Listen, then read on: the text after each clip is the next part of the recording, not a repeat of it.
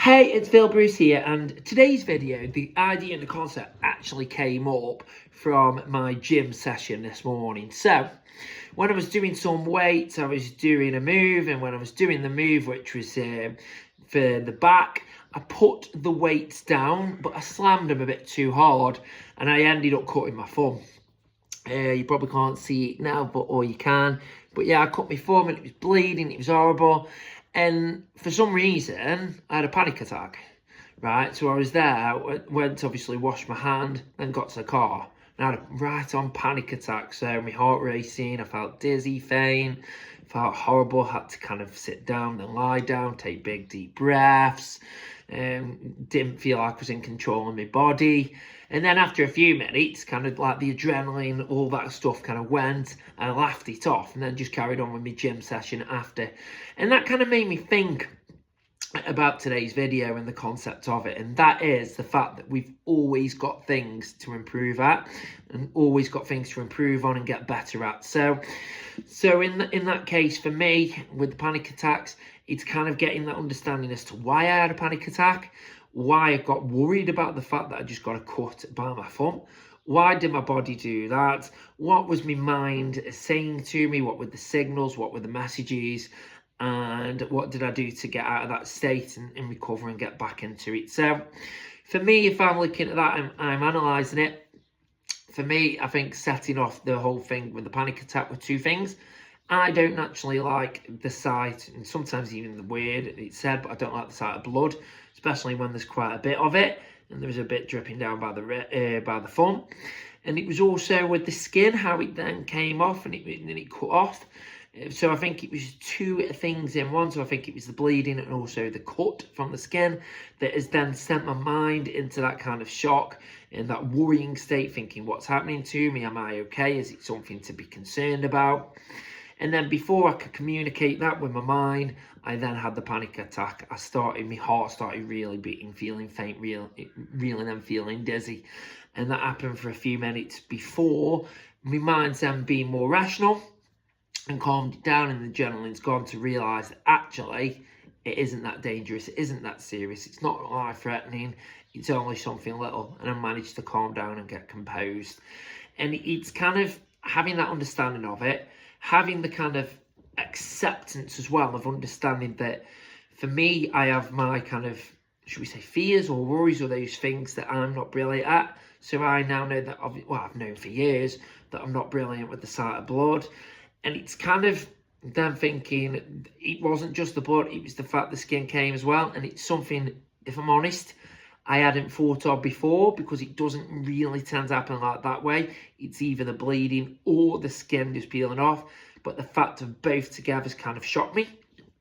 So what I would take out of that, what I'd analyse out of that, is I need to get used to that. I need to get my mind used to thinking that it can bleed and cut at the same time, and I'll be absolutely fine.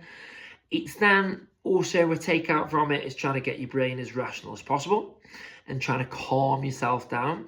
So what I did is when it cut it, I kind of went quite quickly into the changing rooms, into the men's changing rooms to get it washed.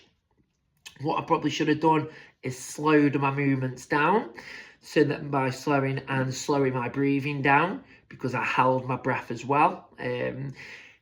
Those kind of things just help to regulate the heart a bit more, help to kind of regulate the mind a bit more, help to keep you more composed.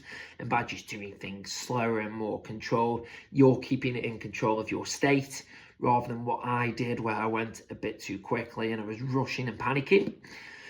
I then, as I say, just because I didn't get control of my thoughts and I didn't get control and I didn't kind of have that appreciation and that understanding of how I'd react to the blood and the skin peeling, that's when my panic attacks come. And what I would give myself credit for is the fact that I did go to the car, went to somewhere that was a quiet place. I've got a first aid kit in my bag that I use for the women's football team. So I've got plasters in there. So I put a plaster on to help cover it, to help cover the bleeding, cover the skin that had ripped off. And then I did manage to have that composure to just sit there and think, I'm just going to keep myself calm. I'm going to start trying to breathe nice and regulated. So I did have that kind of awareness, shall we say, which then managed to gradually bring the adrenaline and the heart rate down.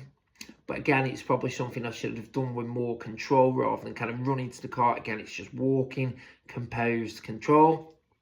And it just then goes to show you that there are things that we can all improve at. And it's like, for that, it sounds basic, it sounds little, but how just getting the mindset changed and the understanding changed and the pace that we do think changed can control the outcome. So again, for me, if I was more rational, if I was more controlled, I was slower, I breathed deeper, I breathed for longer, and again, kept that controlled, I then don't think the panic attack happens, but it did. It's then what I could also work on is working in my mind to kind of imagine that situation happening again and how I would deal with it. It's having that self-talk about being able to deal with that kind of thing and being mentally prepared for it for the future if it was to happen again. And it's taking the learning out of it.